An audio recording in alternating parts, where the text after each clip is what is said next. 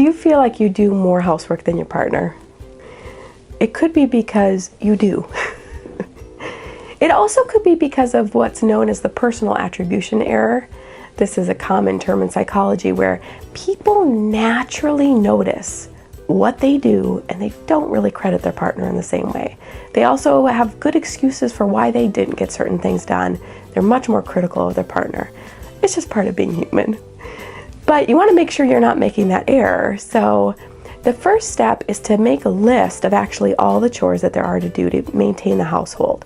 Make sure you're including things like, mowing the lawn, anything outside the house, running errands, planning social events, anything that's really required to make the household run.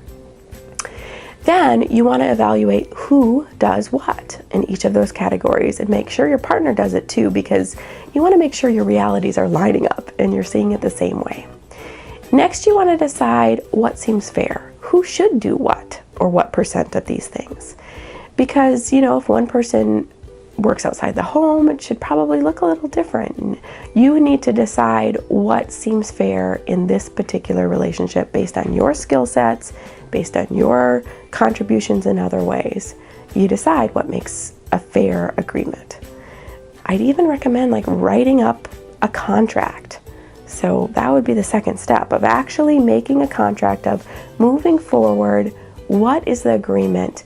Make sure in your contract that you're specifying how frequent things should be done and to what standard. You'll know from my previous videos that my husband has much higher standards, for example, about how often the kitchen should be clean and to what level of cleanliness. He wants it really clean often. Is he right? Of course he's not right. It's just his opinion.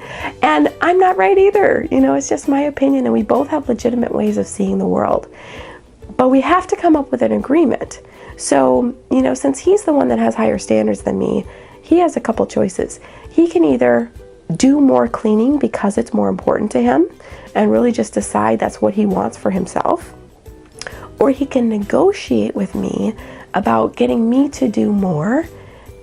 And then there would have to be a trade-off. What am I going to get in instead? How is it going to work for the two of us? Because otherwise, I'm going to be resentful.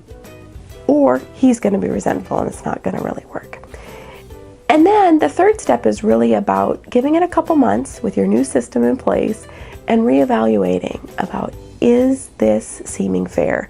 Because of course this topic, like almost every other one, is about the underlying issues, usually about fairness or equality or something along those lines. So being able to evaluate your system and see if it's fair makes a lot of sense. This has been 2-Minute Tools with Teresa Benoit. Learn to love better and be better loved. Call us today.